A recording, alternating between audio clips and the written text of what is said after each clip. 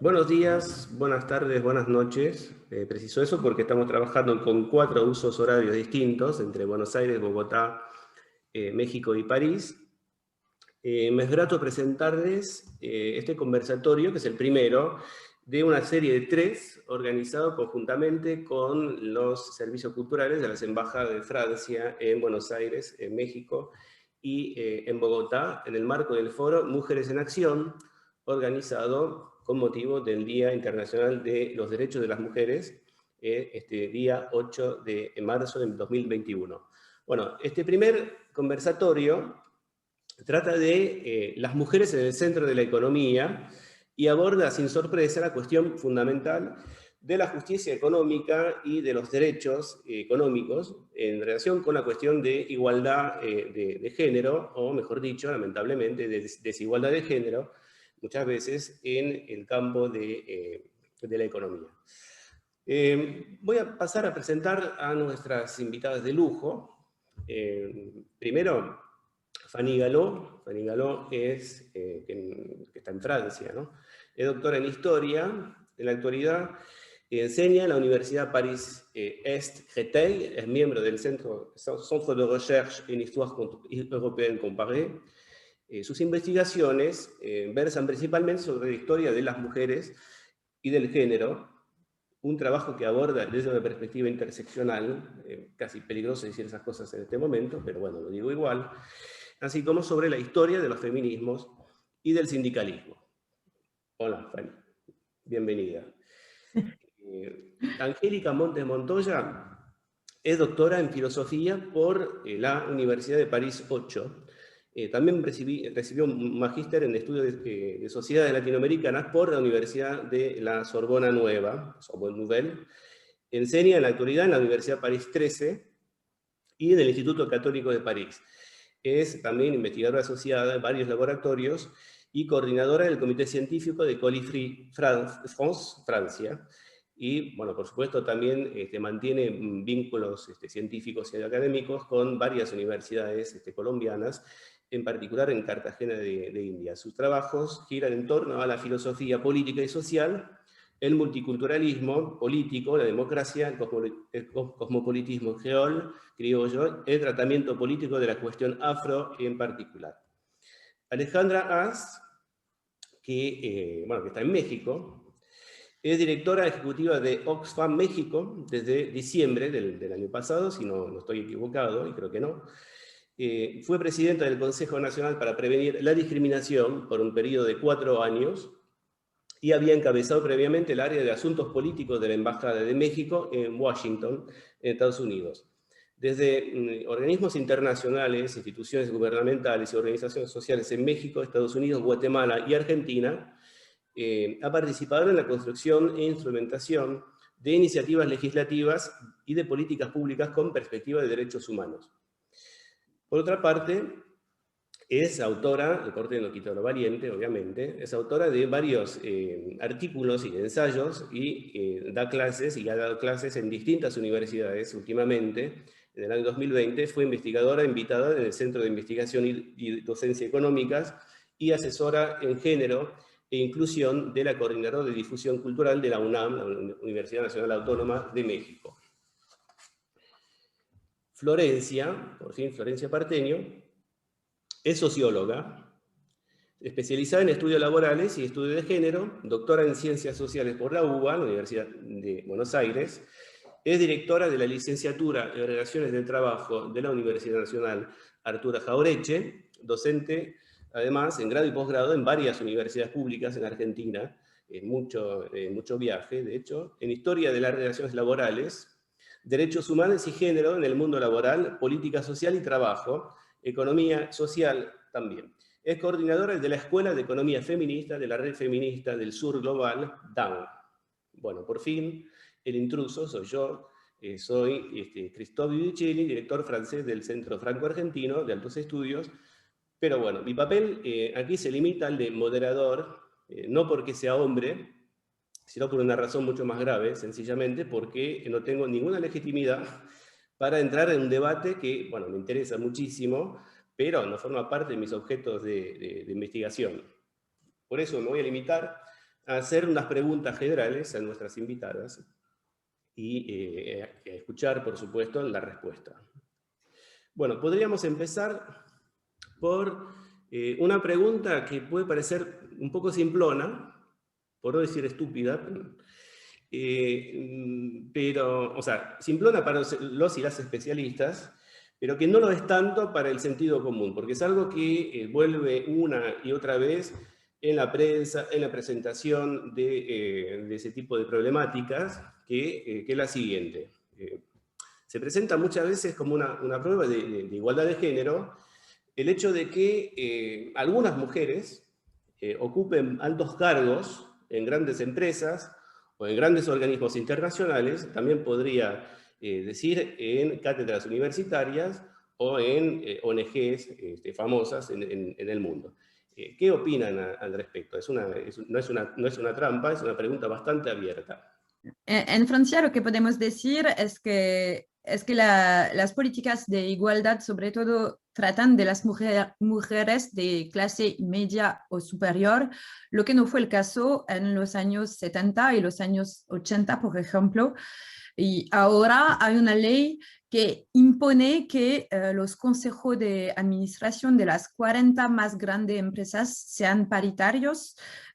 Hasta 2010, 90% de los administradores eran hombres, pero la ley solo habla de esas 40 empresas y solo de los consejos de administración. No hay políticas para mujeres de clase populares cuando el problema principal es que la precariedad es sobre todo femenina.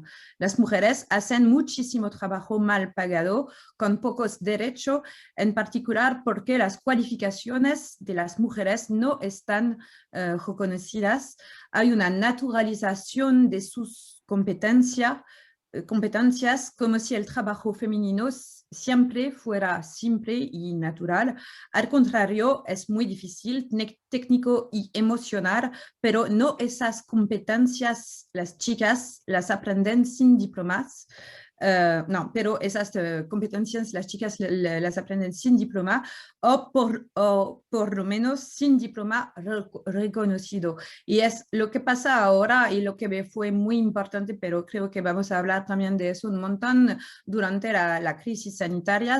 Es una cosa que fue muy central de la idea de la revalorización del trabajo reproductivo, que fue esencial y absolutamente central, pero que no es reconocido.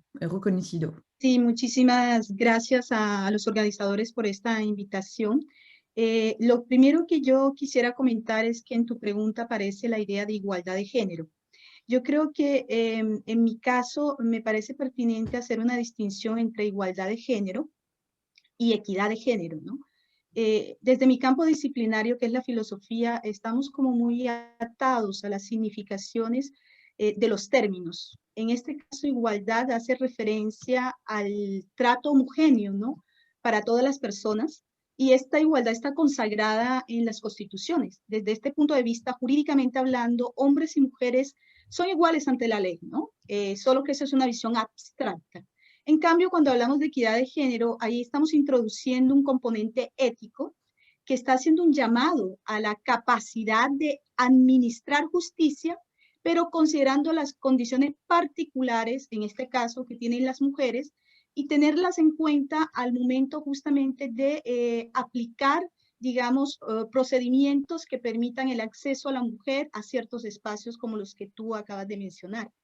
En este sentido, las mujeres no están pidiendo ser tratadas iguales desde mi punto de vista en el sentido de igualdad que yo acabo de mencionar, sino ser tratadas con equidad, ¿no? Es decir, teniendo en cuenta las circunstancias específicas que han marcado nuestra historia como mujeres dentro del mundo social, cultural y económico de nuestros respectivos estados o países. El lugar en el cual nuestro rol ha sido reducido, y lo acaba de mencionar Fanny de alguna forma, a los espacios privados, en particular el hogar, desconociendo de forma consciente el aporte que desde siempre hemos hecho las mujeres a la cosa política, a la economía e incluso y hay que decirlo igual, a las luchas de independencia y de liberación, ¿no? Que son campos que se trabajan también desde la historia. De manera que cuando uno habla de equidad de género, corta de entrada, me parece a mí una polémica ya clásica que consiste en argumentar que es imposible pensar en una igualdad de iguales, dado que sus condiciones morfológicas, psicológicas, sexuales, reproductivas no son iguales, ¿no? Ese es un debate que termina, a mi juicio, generando mucho ruido y distrayendo de lo que creo que es importante. En este caso, ¿cuáles son las condiciones de acceso real de las mujeres al mundo laboral? Y en este sentido, para volver a tu pregunta, y voy rápido porque no quiero tampoco extenderme más, yo creo que sin duda los programas de cuotas femeninas son un indicador de la... No deben ser el único ni el más importante indicador que pruebe el avance de la equidad de género, ya que por lo general las mujeres que tienen acceso a estos cargos finalmente son excepciones, visibles, mediatizadas, es cierto, y en algunas ocasiones esas excepciones se romantizan y se hace suponer que las mujeres que no logran romper con lo que se llama el techo de cristal es porque no han sido lo suficientemente capaces de esforzarse, ¿no? Por ello me parece que es más significativo observar cuál ha sido el acceso real de la mujer en condiciones de equidad al sector laboral, al mercado del trabajo, ¿no? Es ahí donde me parece que deberían centrarse, una de las cosas que deberíamos centrarnos. Igualmente creo que es más significativo observar y evaluar cuáles son las posibilidades que tienen las mujeres latinoamericanas para decidir sobre su sexualidad. Que esa sexualidad no esté necesariamente ni obligatoriamente indexada a la vida de la familia, sin que su sexualidad esté de alguna forma prefigurada y determinada por la visión tradicional de rol que la mujer debe ocupar en el espacio público y privado. Yo creo que para eso son importantes las acciones concertadas que desde los distintos ministerios en cada país, el Ministerio de Salud, Economía, Educación, Cultura, Secretarías o Ministerios de la Mujer, se coordinen para evitar la atomización de las informaciones y de los programas, para coordinar mejor. Es importante, para terminar en ese sentido, que se le siga apostando a los programas en torno a la educación y equidad de género, que ha sido muy criticados en muchos estados latinoamericanos y también aquí en Francia, sobre todo con las polémicas sobre la educación de genre, ¿no? Que fue muy, muy cuestionada aquí. Y que se apoye los observatorios de violencia contra las mujeres, los organismos que se ocupan de ese doloroso y dramático fenómeno del feminicidio. Y como yo quiero hablar y hablaré más tarde de Colombia, hablaré particularmente de una fundación que se llama un trabajo extremadamente interesante. Gracias al Instituto Francés por invitarnos, a la Embajada de Francia, a Angélica, a Fanny y a Florencia por compartir este espacio, a ti, Christophe. Mira, básicamente yo creo que en México donde más interesante ha sido la experiencia es en la paridad electoral. En México hace ya varios años un grupo de mujeres en la política empujó para una reforma legislativa para que hubiera paridad, no representación ni cuota, sino paridad en el Congreso y en la Cámara de Diputados y en el Senado. Y ha sido profundamente interesante. Apenas hace 3 años entró la primera legislatura paritaria, tanto en la Cámara como en el Senado. Y yo sí he visto, aunque por supuesto que acompaño los comentarios de mis colegas con respecto a la importancia de ver el feminismo desde la interseccionalidad, de no pensar que basta con que las mujeres, digamos, de arriba de la pirámide tengan acceso, que la transformación tiene que ser absoluta y considerando las distintas realidades y que de hecho hay mucho que decir y quizá más adelante lo pueda decir respecto de tener condiciones económicas apropiadas para que las mujeres realmente puedan participar en la vida económica, tener autonomía económica y también tener tiempo libre, por supuesto, para hacer lo que se les venga en gana. Pero sí quisiera destacar en esta pregunta la importancia que ha tenido la paridad electoral, la paridad en puestos de elección popular en México. ¿Qué hemos visto, Christophe, colegas, en estos últimos 3 años en el Senado y en la Cámara de Diputados? Momentos increíbles en donde había una iniciativa, por ejemplo, y de eso hablaremos adelante, para reformar todas las condiciones laborales de las trabajadoras del hogar. estábamos al final del periodo de sesiones, en el último día del 20 de mayo del año 2019, ya había pasado por la Cámara, ya estaba en el Senado, ya se había discutido en comisiones, ya estaba listo para estar en el Pleno, y de repente, la verdad, los hombres de todos los partidos dijeron, bueno, no es tan una prioridad, eso puede pasar al siguiente periodo, no es tan grave, no es algo que necesitemos hacer. Y las mujeres de todos los partidos, y les estoy hablando de que posiblemente este es el momento más polarizado en México que hemos tenido en los últimos 20 años, hay muy poca colaboración entre partidos políticos, pues las mujeres de todos los partidos se levantaron y son el 50% del Senado y dijeron, para nada, señores, vamos a votar la reforma laboral para las trabajadoras del hogar ahora. Y a las 11 de la noche se puso a votación y pasó por unanimidad por el Senado. Eso no se hubiera logrado si no hubiera habido paridad en la Cámara y en el Senado. Y así como esas, hemos visto muchas otras iniciativas legislativas favorables a los derechos de las mujeres, pero también favorables a otros grupos, como una reforma constitucional que reconoce a las personas y comunidades afromexicanas, no hubieran pasado si no hubiera habido el 50% de mujeres en el Congreso. Entonces yo creo que si bien hay que, insisto, ver con sospecha esta cosa como de la representación simplemente por tener representación y cuotas, también creo, porque lo vi en el caso de México, cómo tener paridad, particularmente en órganos de toma de decisión, sí puede hacer la diferencia.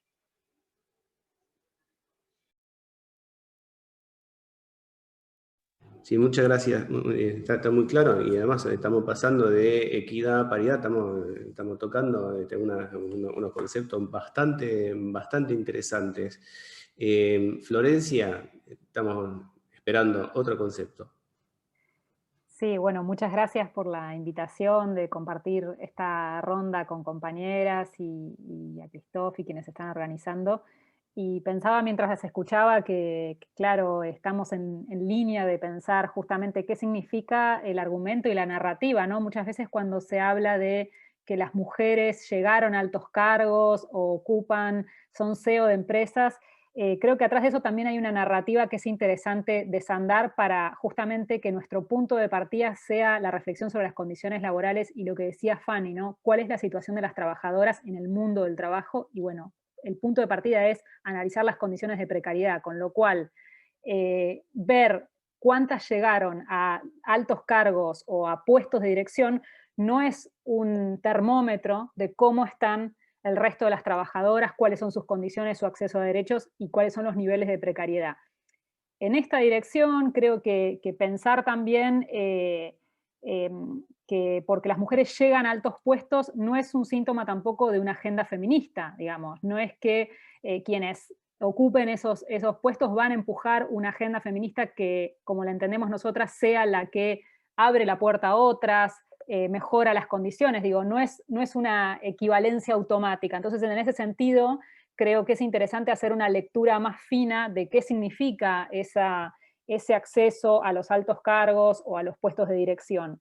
Sobre todo porque nos ha pasado en Argentina, tuvimos, cuando se hizo el foro del G20 en la Argentina, una de la narrativa fundamental del foro era el acceso de las mujeres a los sectores empresarios, ¿no? El protagonismo de las líderes.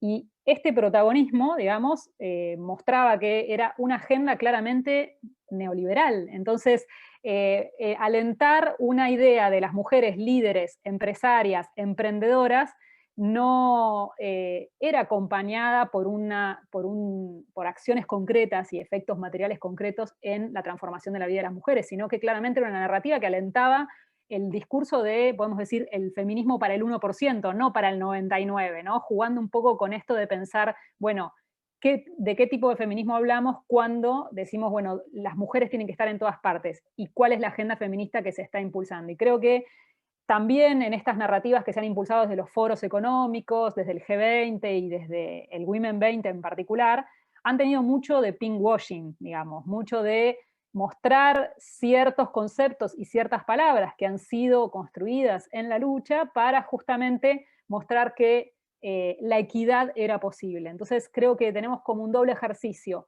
analizar las narrativas y después analizar las condiciones laborales concretas de mujeres en todos los sectores, más allá del puesto que estén ocupando, porque justamente eso muestra la realidad, y creo que mis compañeras en Latinoamérica mostraron también lo que implica eso, y hacer el contrapunto en el norte también implica pensar, bueno, ¿cómo estamos las mujeres en el mundo del trabajo? Bueno, muchas gracias, Florencia, porque es una transición perfecta. Así no voy a hablar casi porque ya hiciste el trabajo. La segunda pregunta retoma, de hecho, unas líneas que ya aparecieron en la respuesta de todas ustedes. Cuando hablaron, por ejemplo, vos recién hablaste de precariedad. Alejandra evocó el tema del marco que se votó para darle un estatuto a las trabajadoras del hogar. Se habló también de las condiciones deterioradas, lo que dijo Fanny, lo que dijo Angélica. Y bueno, precisamente la segunda pregunta versaba sobre esas condiciones laborales. Hay discriminaciones, y si hay discriminación de género en el mercado laboral, o sea, ya sé que no es una pregunta, es una enfermedad grave, pero bueno, si hay desigualdad de discriminaciones de género, se puede identificar y cómo se puede pensar en modificarlas. Y sí, en Francia sí hay mucha discriminación a todos los niveles.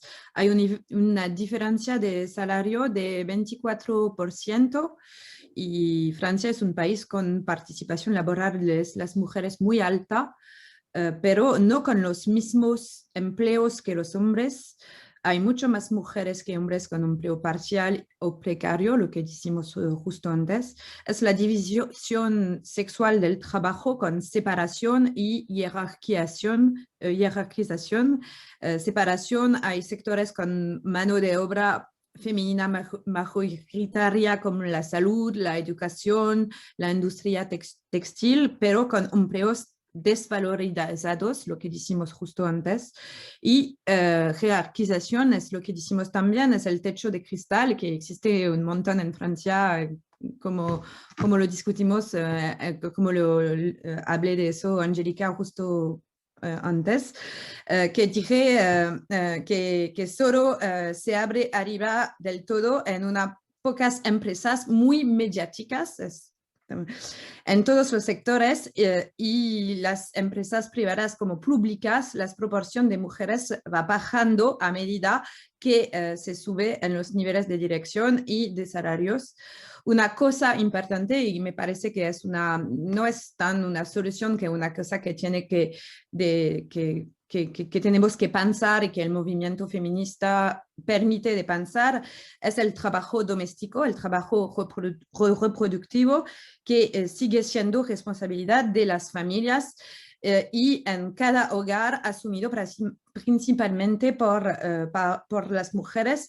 Habría que socializar más el trabajo doméstico y mejorar su repartición. Al contrario, lo que pasa en Francia, por ejemplo, es que el gobierno reduce las políticas públicas de guardería de los niños, y me parece que una solución es también de poner dinero adentro de estos servicios públicos para hacer otra repartición del trabajo doméstico y poner en las políticas públicas esta pregunta al centro de las políticas preguntas. Me parece que tenemos que pensar con eso para tratar de cambiar las cosas, y son las cosas que la huelga feminista están discutiendo también.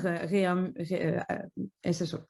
Voy a comenzar recordando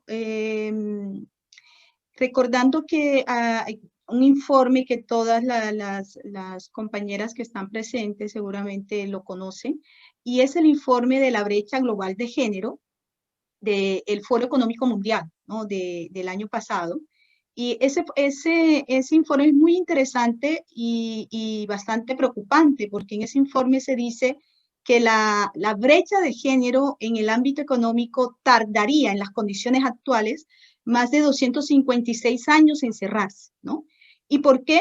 porque aunque se han hecho avances, y Alexandra ha mencionado un ejemplo significativo en México, que de pronto es pionero porque, como hablaremos seguramente más adelante, en Colombia la situación de la paridad en el Congreso Nacional es muy, muy lejana a la mexicana. El hecho es que las situaciones se han agravado y las mujeres se encuentran en una situación de acceso al mundo laboral mucho más grave, ¿no? Al punto en que ese mismo informe nos recuerda que si se aumentara la tasa de participación femenina en el ámbito económico de las mujeres entre 14 y 65 años y se aumentara esa capacidad, llegando a una equivalencia del empleo de los hombres, se incrementaría el ingreso de los hogares de 3 y 4% en países como Brasil, México, Uruguay, Colombia, y hasta 10% en países como El Salvador, Honduras y Nicaragua, ¿no?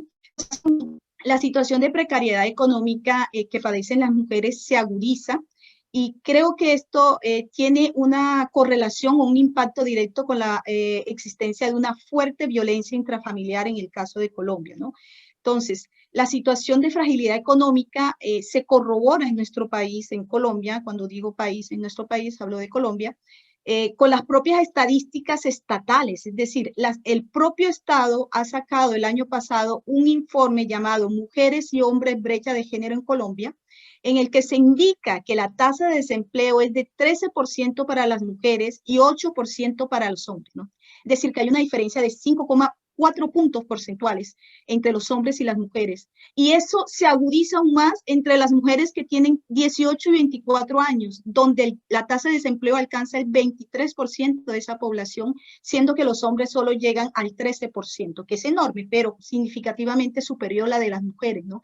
Y a ello vamos a sumar el hecho de que los salarios de las mujeres en el caso colombiano son 12% inferiores al salario de los hombres colombianos, ¿no? Lo que significa que la mujer sin escolarización percibe incluso 37% menos que el salario de un homólogo hombre que está en una situación de escolarización. Entonces, todos estos elementos hacen eco un poco a la parte de la situación, el lugar de la mujer en el ámbito económico, en particular en un país como Colombia. Luego, hay discriminación, y ahí quisiera mencionar para mostrar otro ejemplo distinto al que mostraba Alexandra. Las estadísticas en Colombia muestran que esta brecha atraviesa todas las esferas de la sociedad colombiana y todo tipo de personas o mujeres, no importa su nivel educativo, ¿no? Por ejemplo, una mujer que ha tenido estudios universitarios recibe 18% menos que un hombre a títulos iguales. O sea, que es enorme todavía, ¿no?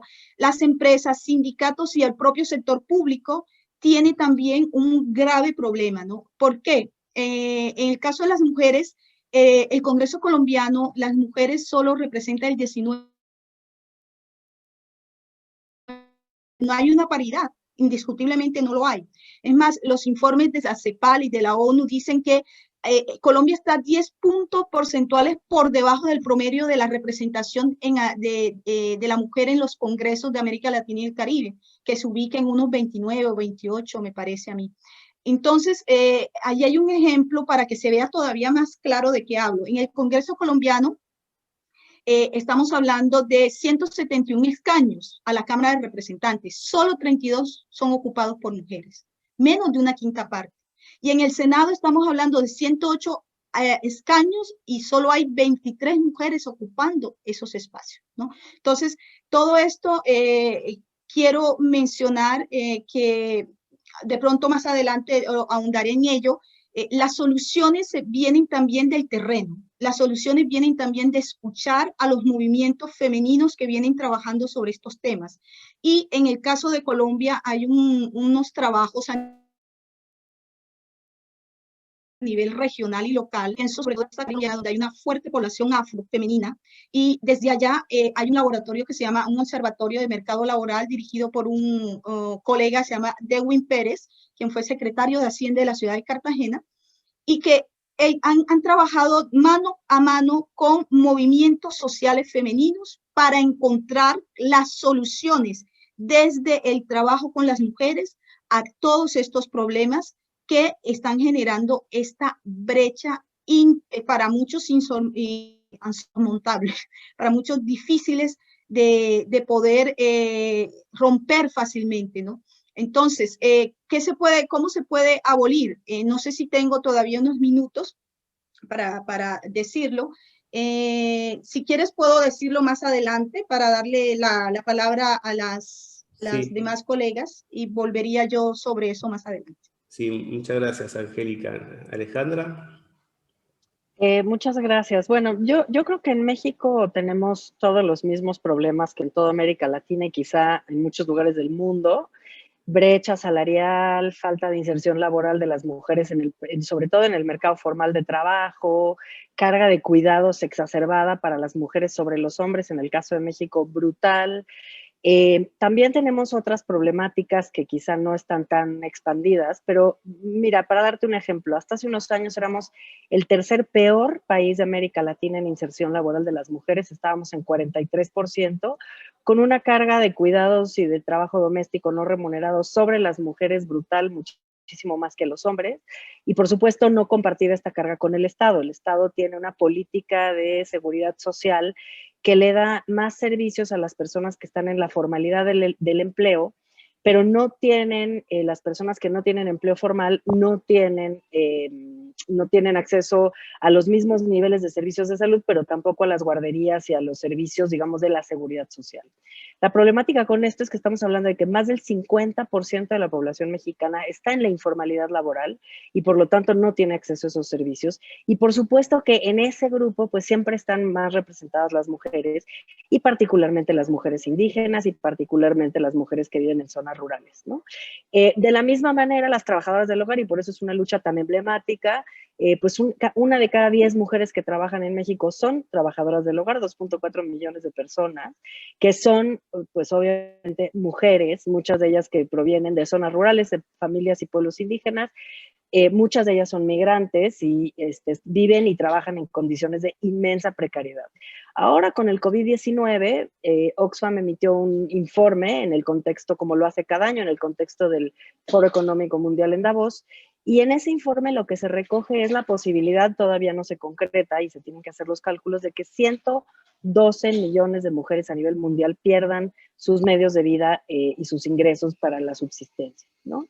Entonces, si sumamos, digamos, las condiciones y las barreras estructurales de acceso a la discriminación, nos podemos dar cuenta pues, que México es un país que está absolutamente atravesado por los estereotipos y prejuicios de género, no nada más en la experiencia de vida de las mujeres, todo esto que digo, ¿no? Embarazo adolescente e infantil, falta de acceso de ciertas mujeres a la educación superior, por ejemplo, en el caso de las mujeres indígenas, solo el 4% tiene acceso a la educación superior, en fin, sino también hay una problemática muy seria de un planteamiento desde el Estado en términos de diseño de las instituciones y su expresión en la legislación, que tiene que ver con estos prejuicios, estereotipos y estigmas llevados hasta, digamos, el diseño institucional. Por darles un ejemplo, el Instituto Mexicano del Seguro Social, que es nuestra institución esta que cubre a las y los trabajadores que están pues en trabajos formales, digamos que da los mejores servicios y que tiene la mayor cobertura.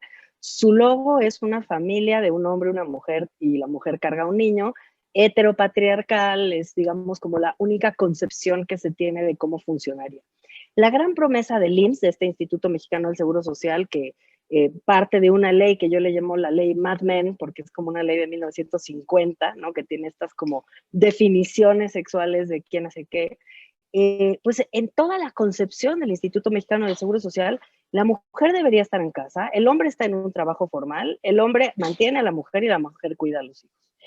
Y todo lo que se ha hecho por extender las guarderías y por generar servicios y por atender, por ejemplo, a las familias homoparentales y lesbomaternales o por dar los mismos derechos de pensión a los hombres y a las mujeres, todos esos esfuerzos son como parches.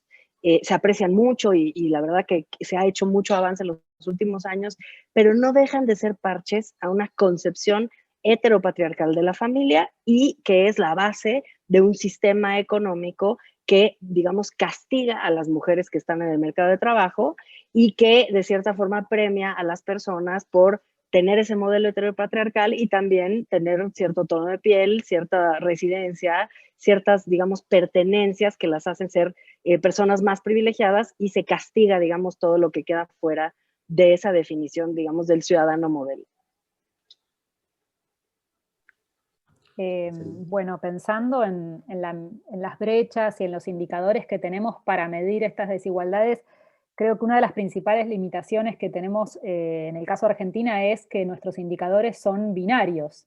Miden justamente desigualdades en brecha de ingresos, varón-mujer, en desempleo lo mismo, y no tenemos, justamente se tiene que construir ese salto a generar indicadores y estadísticas que nos permitan tener una lectura más diversa y heterogénea, por ejemplo, de la situación laboral de las personas trans y travestis, de personas bisexuales, lesbianas. Entonces, en este sentido, creo que el desafío de saltar a la construcción de indicadores y datos que permitan reflejar esta diversidad es central. Este trabajo digamos, está en construcción, y de hecho en Argentina la apuesta por hacer un censo nacional, que durante la pandemia no se pudo hacer, iba a ser un salto en este sentido. Con respecto a los datos, en Argentina sí, la brecha persiste, la brecha en términos de salarios entre varones y mujeres es una diferencia del 27%, pero más allá de detenerme en el número, me parecía interesante analizar cómo durante la pandemia se provocó una profundización de la división sexual del trabajo. Esto que mencionaba Fanny para el caso francés, en el caso de Argentina, son las mujeres las que siguen estando en la primera línea de lucha contra el COVID, particularmente en el sector de la salud. No podemos perder de vista que en Argentina, con el gobierno anterior, el Ministerio de Salud se redujo al carácter de secretaría, hubo una desinversión muy fuerte, no solamente afectando salarios, sino infraestructura, y recomponer todo eso implica que fueron las trabajadoras del sector de la salud las que estuvieron poniendo el cuerpo en la primera línea, justamente con herramientas y salarios muy limitados. Entonces, en ese sentido, me parece interesante ver cómo se profundizó esta división sexual del trabajo durante la pandemia. Y también tuvimos datos interesantes en Argentina para analizar cuando vemos el tema de brechas de maternidad y por qué las mujeres participan con estos números en el mercado laboral. Bueno, justamente porque asumen responsabilidades de cuidado, como decía recién Alexandra, con una sobrecarga en materia de responsabilidades de cuidado no remuneradas. Y tuvimos un ejercicio interesante, desde el Ministerio de Economía se midió el aporte del trabajo doméstico de cuidados no remunerado al PBI en Argentina. Y el dato que arrojó fue de un 16%, o sea, el trabajo doméstico de cuidados en Argentina aporta un 16% al PBI. Esto es más que la industria, más que el comercio y, atención a este dato para cuestiones de acceso al hábitat y la vivienda, más que el sector inmobiliario.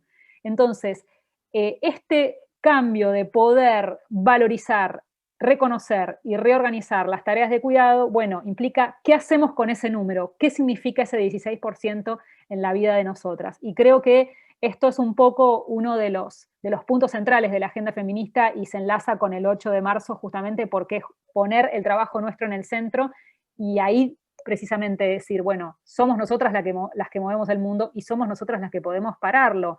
Y este 16% en el caso de Argentina yo creo que es muy significativo cuando analizamos las trayectorias laborales de jóvenes, en este caso pensando en mujeres que iniciaron sus estudios universitarios, que tienen hijes a cargo.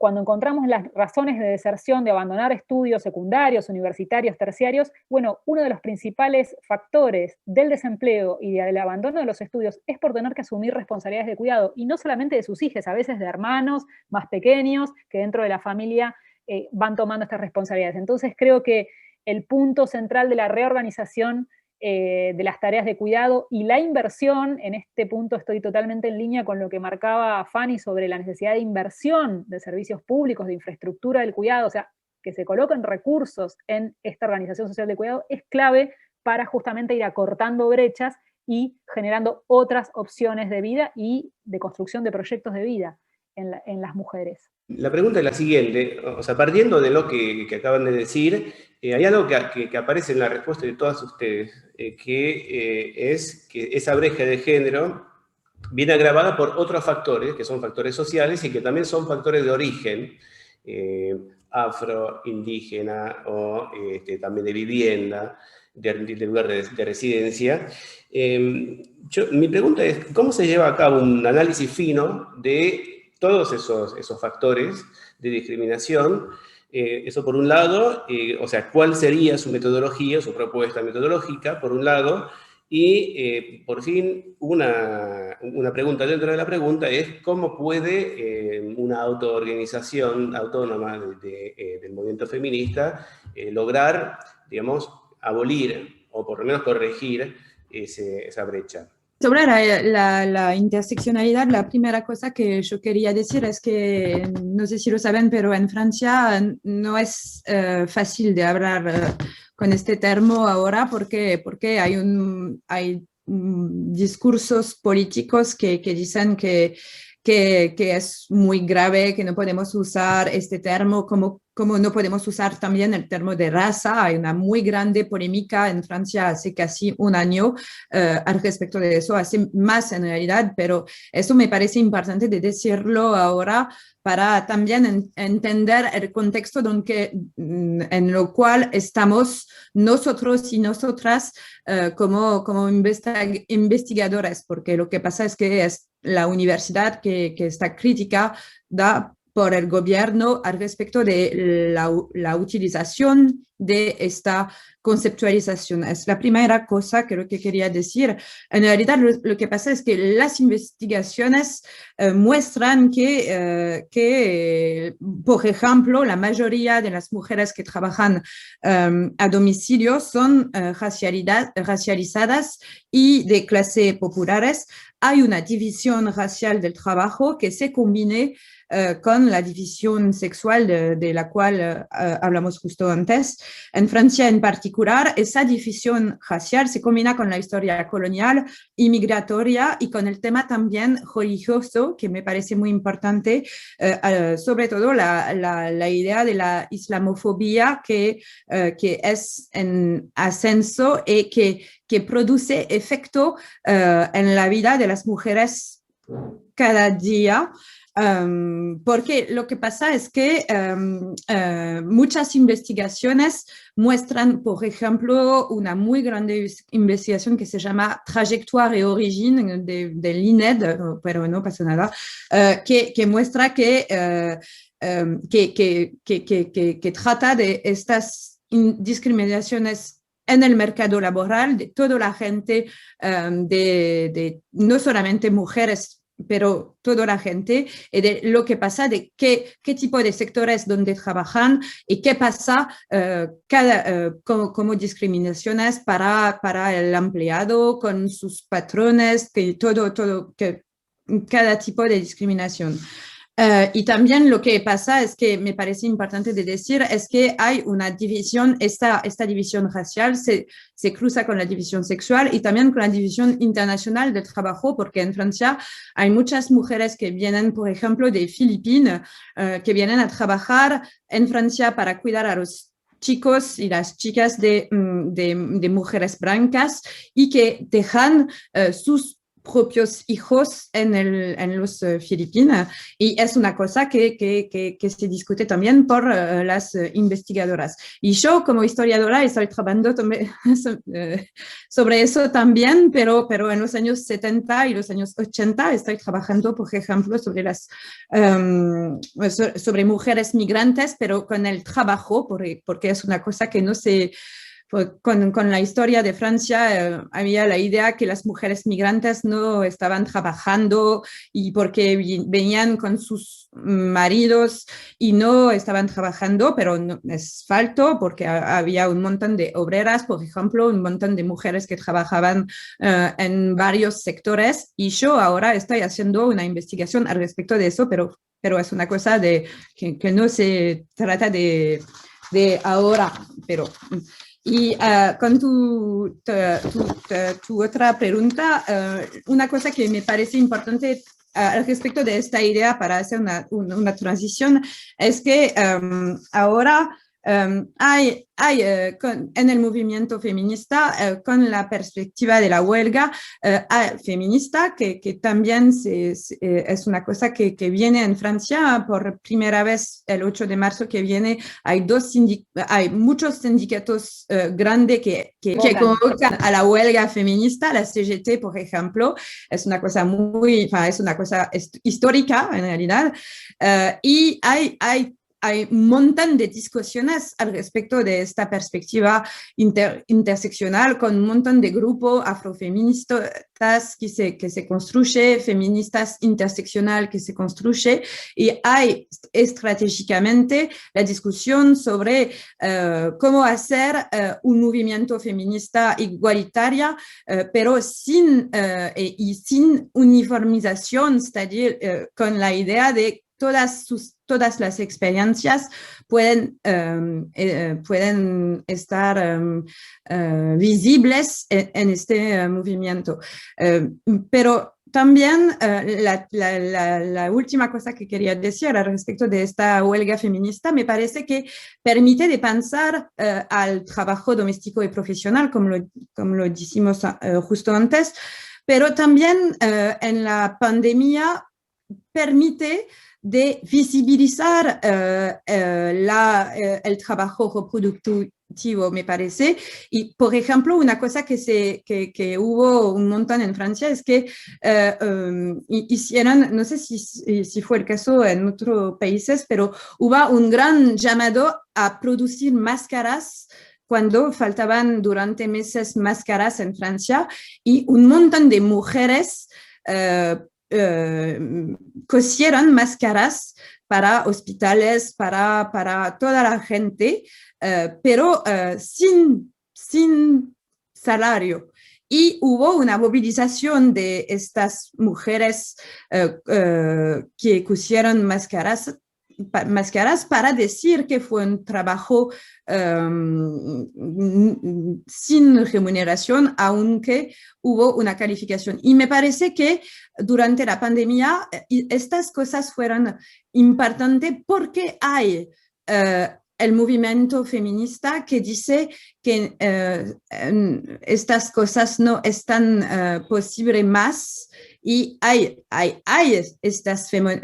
hubo este fenómeno, pero una discusión, una movilización durante la pandemia, siguiendo de feministas todo el tiempo, y no sé si fue también el caso en otros lugares. Bueno, sobre ese tema que es amplio y vamos a tratar de ser breve, los estudios que han hecho historiadoras, aquí hay historiadoras, sociólogas, ya ha fijado la clara relación que existe entre la diversidad demográfica, racial, étnica, y cómo esto viene a impactar igualmente el lugar de las mujeres en los distintos estados, ¿no?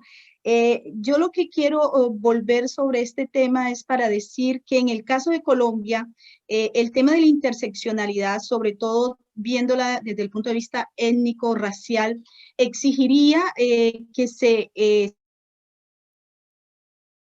las realidades de los territorios y de las poblaciones, ¿no? Donde las cuestiones de la precariedad económica, sexual, étnica, racial, de empoderamiento, de educación, son distintas, porque eso es un fenómeno que estoy segura todos observamos en nuestros respectivos países. Aunque usamos unas cifras globales, las circunstancias son mucho más matizadas, porque en el caso colombiano yo hablo de regiones, pero dentro de las regiones hay localidades donde la situación es todavía más difícil para ciertas poblaciones. Entonces yo creo que con el tema de la interseccionalidad para el caso colombiano hay que tomarse en serio, escuchar a las comunidades, acercarse a los territorios, quiénes y cómo, haciendo con lo que están haciendo, y vuelvo al Observatorio del Mercado Laboral, una experiencia local en una ciudad como Cartagena y en un departamento como Bolívar, y hablo de Cartagena porque Cartagena es la vitrina turística de Colombia, ¿no? Entonces es significativo este lugar donde hay unas regalías anuales exorbitantes, pero que no bajan, y particularmente las mujeres están exentas de los beneficios que estas regalías pueden generar. Entonces, ¿qué pasa con ese observatorio? con el Movimiento Social de Mujeres de Cartagena, con la Alianza Regional de Mujeres y Calidad de Vida.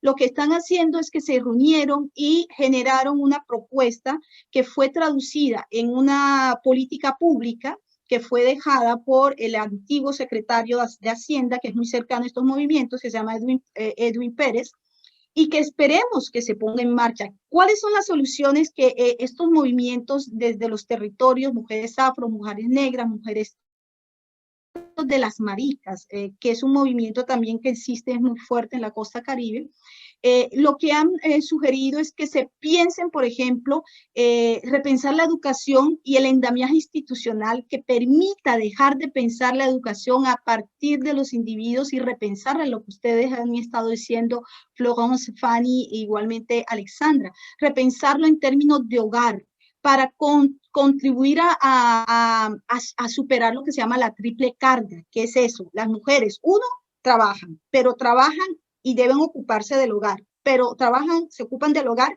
y deben además ocuparse del cuidado de los otros miembros del hogar, ¿no? Entonces, en ese sentido, hay la propuesta de que incluso se piense en una fiscalidad que tenga en cuenta la situación de las mujeres cabezas de hogar. Se piensa igualmente que políticas, digamos, de vinculación de las mujeres a los contratos laborales tengan en cuenta el hecho de la maternidad, el hecho de la lactancia, el hecho de que las mujeres necesitan permisos especiales porque tienen en ocasiones que ocuparse igualmente del cuidado. Todo esto que les estoy contando no sale de mi boca, no sale de la administración pública, sino del resultado de la metodología de trabajo de acción-participación con mujeres que están en los territorios de estos lugares que les he dicho, y son ellas las que han hecho estas propuestas, ¿no? Entonces es como para redondear un poco sobre las experiencias desde los territorios y lo que dicen las mujeres desde los territorios.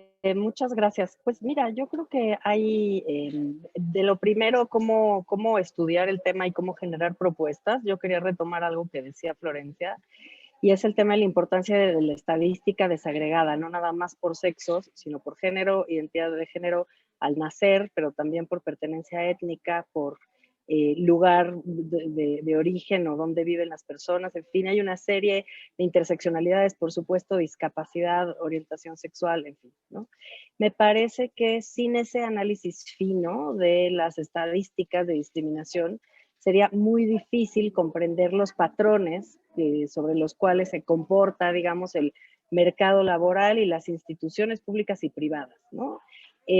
Lo que no se ve no se puede medir, y lo que no se puede medir pues no se puede considerar en la política pública, y por eso creo que una de las contribuciones más grandes que ha hecho el Consejo Nacional para Prevenir la Discriminación, que es la institución gubernamental que yo encabecé 4 años, es que trabajamos con el Instituto de Estadística de México para construir la primera gran encuesta sobre discriminación. Es una encuesta que hicimos a más de 100,000 personas en todo el país, es representativa no nada más a nivel nacional, sino de los distintos estados que componen la República Mexicana, y ahí pudimos evaluar condiciones socioeconómicas de las personas totalmente desagregadas y darnos cuenta de estos impactos diferenciados. Y una de las cosas que pudimos medir por primera vez en México con datos concretos es justamente cómo las intersecciones y las distintas pertenencias acumulan causas de discriminación y ponen a las personas en una situación de mayor vulnerabilidad conforme van sumando estas pertenencias. Es algo que es obvio. No vive igual una mujer blanca en una ciudad que una mujer indígena en una zona rural, y si vive con discapacidad, peor.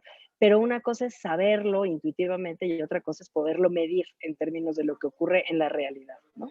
Y eso lo pudimos hacer gracias a la Encuesta Nacional sobre Discriminación, que está en línea en el sitio web de conapred.org.mx. Creo que la otra, y lo estaba diciendo ahora Angélica, es la importancia de escuchar a los colectivos, escuchar a las comunidades. Uno de los grandes temas que nos esperan en los próximos 2 años en México es una reforma constitucional en materia del sistema de cuidados. Por fin México se está dando la tarea de pensar en el sistema de cuidados, y empezamos con una reforma constitucional para darle al Congreso Federal la posibilidad de hacer una ley general. que oriente y ponga las bases de la política pública. Y ahí una cuestión fundamental que desde Oxfam México trabajaremos es la posibilidad de que las comunidades locales puedan aportar las necesidades específicas. En México es un país muy grande, más de 120 millones de habitantes, en donde viven de manera muy distinta las personas en el sur, en el centro, en el norte, en las costas, en fin, ¿no? Hay una gran diversidad. Y por lo tanto, en la construcción de un sistema de cuidados, lo peor que nos pudiera pasar es que tuviéramos una política pública construida desde el centro, tomando en cuenta un solo tipo de familia, un solo tipo de mujer, un solo tipo de hombre, un solo tipo, digamos, de organización. Necesitamos volver a las comunidades para conocer las experiencias locales de cuidados, por ejemplo, y poder darle a esas comunidades la infraestructura y los recursos públicos que requieren para la organización de este sistema de cuidados. Finalmente, simplemente para cerrar con el tema de cuáles movimientos son destacables, yo diría que para mí la mayor inspiración proviene de justo el movimiento de las trabajadoras del hogar en México, particularmente de una organización que se llama CASEI, del Sindicato Mexicano de Trabajadoras del Hogar, que se constituyó en 2015. Siempre tomo a Argentina como ejemplo de que se constituyó el sindicato en 1926, o sea que llegamos 100 años tarde, no por las trabajadoras del hogar, sino porque el sistema es sumamente aplastante. Pero finalmente las trabajadoras del hogar lograron estos cambios en la Ley Federal del Trabajo y en la Ley del Seguro Social, y creo que es un primer paso hacia revolucionar la manera en la que en México comprendemos el trabajo de cuidados y el trabajo doméstico. Y cierro con una consideración. En México, de acuerdo con la cuenta satélite de nuestra Secretaría de Hacienda, el trabajo del hogar no remunerado constituye el 20% del PIB.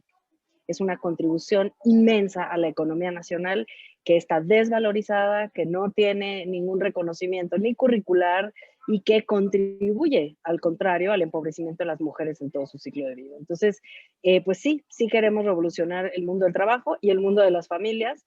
Es una agenda ambiciosa, pero por fortuna hay muchas feministas de todas las edades que se están sumando a estas iniciativas y que harán enormes contribuciones para que podamos por fin ver en México un sistema de cuidados a la altura de lo que necesitamos. Gracias. La última palabra para Florencia. Bueno, cerrando en esta ronda,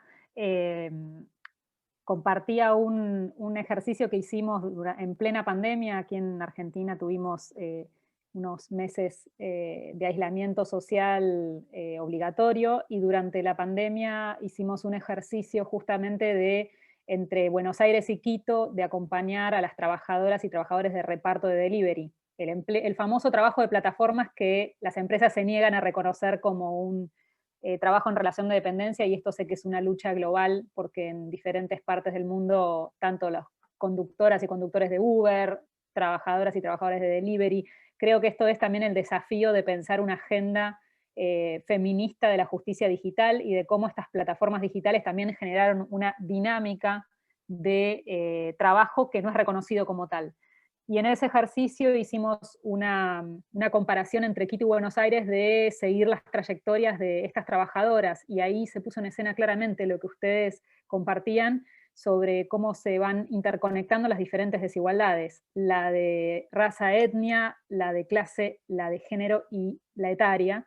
Y en este caso, las trabajadoras de delivery migrantes en Quito y en Buenos Aires mostraban justamente esta exposición a, primero, la desprotección social total, porque no son reconocidas como trabajadoras, no pueden tomarse licencias porque no tienen esos derechos laborales, están expuestas a riesgos y accidentes en la vía pública por estar repartiendo en bicicleta, y al mismo tiempo su condición migrante, ¿no? Que en Quito y en Buenos Aires mostraba claramente cómo justamente tratar de tener una posibilidad de ingresos las exponía en este tipo de trabajos que no contaban con ninguna protección. Y este ejercicio también tuvo que ver con una lectura feminista sobre la plataformización de las relaciones laborales, y también poder comparar la importancia de seguir luchando por leyes migratorias que apuesten por la regularización y por la protección, y no justamente lo que está pasando en muchos países del mundo, que hay normativa xenofóbica con respecto a las y los migrantes. Y por ahí, para cerrar, pensando en que estamos en el contexto del 8 de marzo, desde Argentina venimos de un diciembre agitado, en la lucha por el aborto legal, seguro y gratuito, una conquista del movimiento feminista y de la marea verde, de vernos en las calles, de luchar durante años, y también en un diálogo intergeneracional con las compañeras que también iniciaron esta lucha. Y creo que nos reconocemos en ese diálogo, ¿no? Las jóvenes, las pibas, las que iniciaron la lucha. Entonces creo que ese diálogo también nos ha dado una fortaleza de que los feminismos están haciendo una lectura de la economía, de la crisis, de la deuda, y creo que también ahí está la salida. Se están tejiendo cada vez más experiencias de economía solidaria, de agroecología, de soberanía alimentaria, con las experiencias de los feminismos, y también en una lucha, aún en la pandemia, contra los extractivismos. Tengamos en cuenta que habremos entrado en cuarentena, estuvimos en aislamiento, pero las empresas extractivas no lo estuvieron. Entonces, creo que también la lucha por la justicia climática y por la sostenibilidad de la vida nos va tejiendo en esta trama de luchas, y creo que también es una apuesta por discutir la matriz productiva y la salida de la crisis. Así que me quedo por acá. Gracias.